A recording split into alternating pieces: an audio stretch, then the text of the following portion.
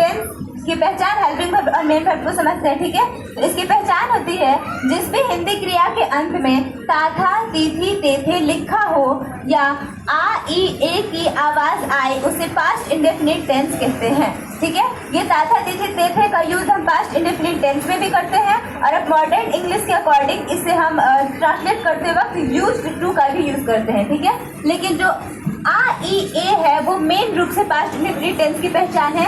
जैसे कि सेंटेंस जब हम बोलते हैं वे लोग पढ़े, इसमें लास्ट में ए की आवाज आ रही है। आप लोग लिख लिए, इसमें भी ए की आवाज आ रही है। वे लोग स्कूल गए, वे लिखी, इसमें भी ई की आवाज आ रही है। मैंने एक पत्र लिखा, इसमें आ की आवाज आ रही है। तो जब भी आ ई ए की आवाज है सेंटेंस में या सेंटेंस बोलते वक्त ये पता चले कि लास्ट में जो खत्म हो रहा है वहाँ पे आ ई ए की आवाज आ रहा है, तो वहाँ उसे हम पास्ट इंडेफिनिट टेंस कहेंगे, ठीक है। और इसमें लगने वाला जो हेल्पिंग वर्ब है वो डिड का यूज करते हैं विद ऑल सब्जेक्ट्स, यानी कि प्रेजेंट इंडेफिनिट टेंस में किसी सब्जेक्ट के साथ डू और किसी सब्जेक्ट के साथ डज का यूज होता था, लेकिन इसमें सभी सब्जेक्ट्स के साथ हम डिड का ही यूज करेंगे।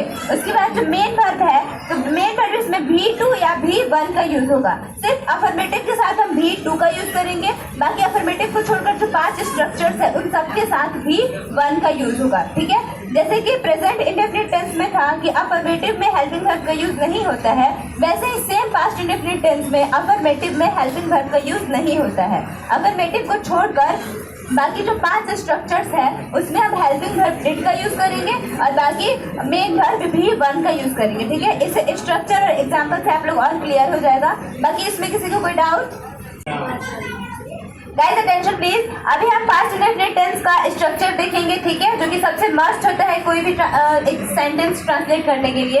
जिसका अफर्मेटिव स्ट्रक्चर है subject plus V2 plus other word. जैसा कि मैंने अभी पहले बताया कि पास्ट इंडेफिनिट टेंस में भी हेल्पिंग वर्ब का यूज नहीं होगा, ठीक है। सीधे यहाँ पे सब्जेक्ट और प्लस वर्ब का सेकेंड फॉर्म यूज करेंगे, उसके बाद प्लस अदर वर्ड, ओके। उसके बाद हम देखेंगे नेगेटिव स्ट्रक्चर जो कि थोड़ा चेंज है। इसमें सबसे पहले सब्जेक्ट और बाकी अफर्मेटिव को छोड़कर 5 सेंटेंसेस में हम हेल्पिंग वर्ब डिड का यूज करेंगे, ठीक है। तो इसके बाद सब्जेक्ट डिड प्लस ये नेगेटिव सेंटेंस है तो नॉट को 3 नंबर पे रखेंगे और बाकी 5 सेंटेंस में हम V1 का ही यूज करेंगे, ठीक है।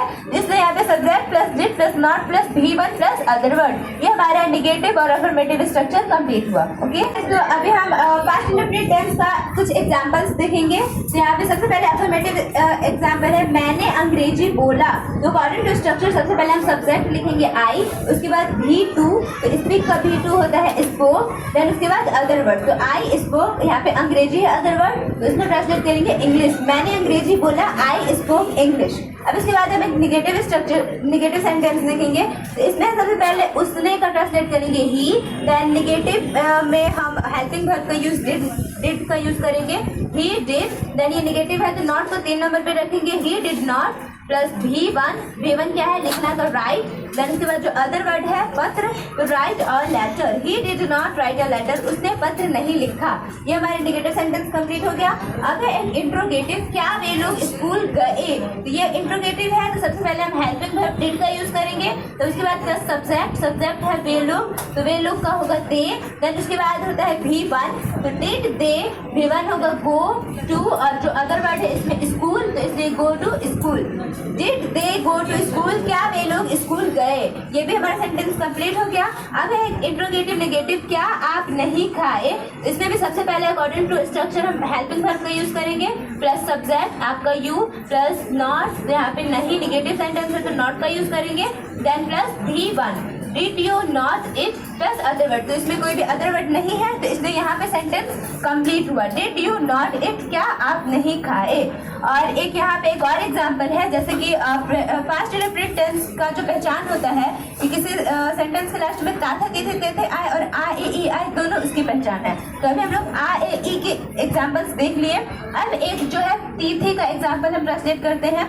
मैं अंग्रेजी बोलती थी, तो इसे हम ट्रांसलेट करेंगे मैं का होगा आई, उसके बाद इसमें भी सब्जेक्ट प्लस V2, तो यहाँ पे बोलना का होगा स्पीक का V2 spoke, I spoke plus other word है अंग्रेजी, तो आई स्पोक इंग्लिश। ये सेंटेंस कंप्लीट हुआ। अब इसे हम जब लास्ट में ताथा तेथे आता है तो इसे हम ये पास्ट इंडेफिनिट टेंस के साथ साथ इसे यूज्ड टू से भी ट्रांसलेट कर सकते हैं। तो एक इससे भी ट्रांसलेट करके देख लेते हैं।